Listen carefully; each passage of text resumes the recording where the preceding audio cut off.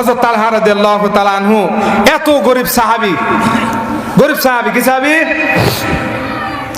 3 মাস বাজার নাই বাড়িতে। কয় মাস?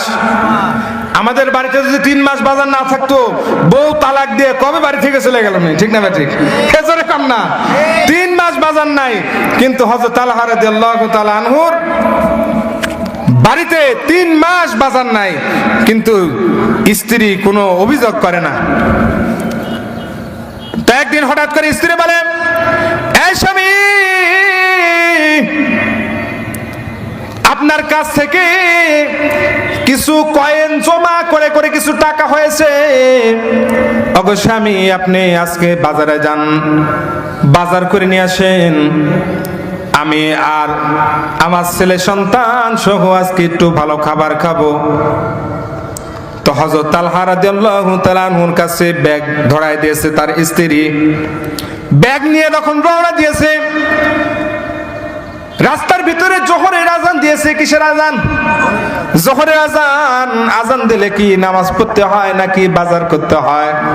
কি করতে হয়?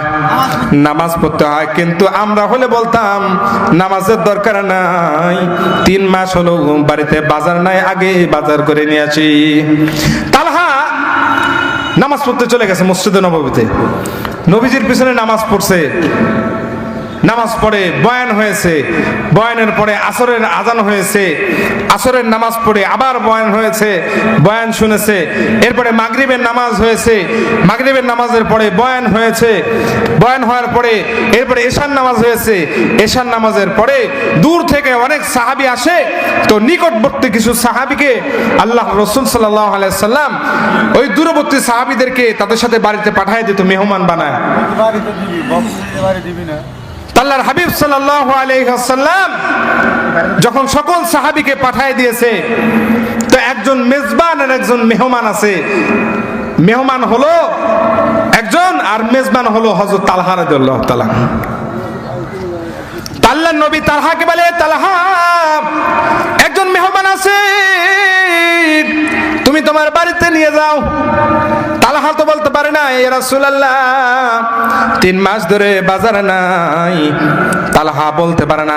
তালহা আল্লাহর রাসূলের কথায় ওই মেহমানকে নিয়ে তার বাড়িতে চলে গেছে। বাড়িতে গিয়ে তালহা বাড়িতে নক করে বলে, আসসালামু আলাইকুম। ও আমার প্রাণের স্ত্রী, আমি তোমার স্বামী আসছি, দরজা খুলো। দরজা খোলার পরে স্বামী বলে, ও আমার স্ত্রী, বাজার করতে পারি নাই, নামাজ পড়ে আর ওয়াজ শুনে সময় চলে গেছে। শুধু বাজার করি নাই তাই নয়, সাথে একটা মেহমান নিয়ে আসছি। আমাদের স্ত্রী হলে বলতো, তোর মতো ভাদাম্মার ঘরে আমি সংসার করব না। ঠিক না ঠিক? তো স্ত্রী বলে, ও পানির স্বামী, মেহমান বাড়িতে আসলে বরকত নিয়ে আসে। ও স্বামী, আপনি মেহমানকে নিয়ে ঘরের ভিতরে যান, আমি একটা বন্দোবস্ত করতেছি। বাড়িতে খাবার নাই, 3 মাস হলো। কয় মাস?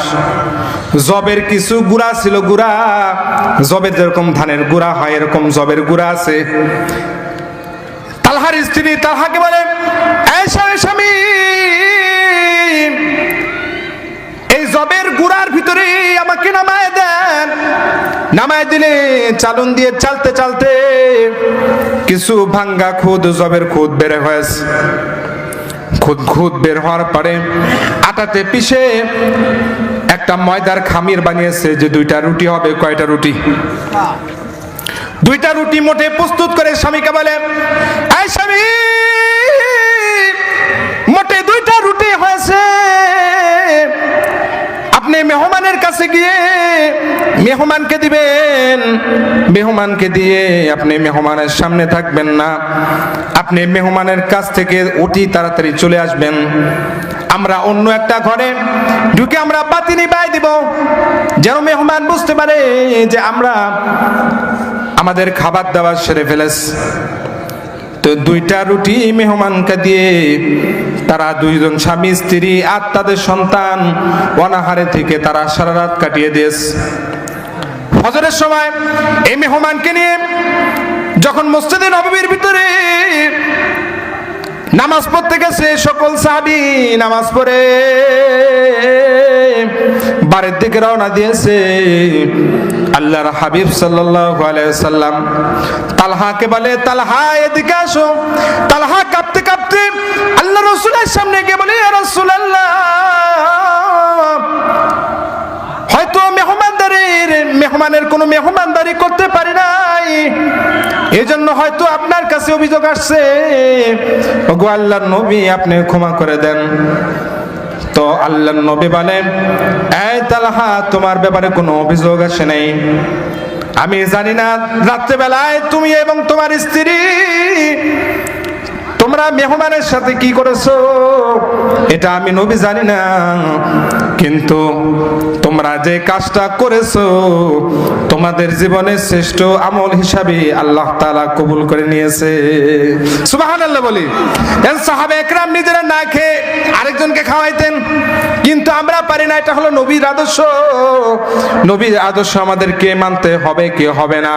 আজকে যারা উলামা একরামের উপরে হাত দিতেছে, উলামা একরামকে যারা মারধর করতেছে, হকপন্থী যারা তাবলীগ করতেছে, আজকে দেখছেন সাদপন্থী যারা, তারা উলামা একরামের উপরে যারা আক্রমণ করতেছে, তারা তো এই আবু জেহেলের উত্তরসূরি, তারা ওই ফেরাউনের উত্তরসূরি, ঠিক না বেটা?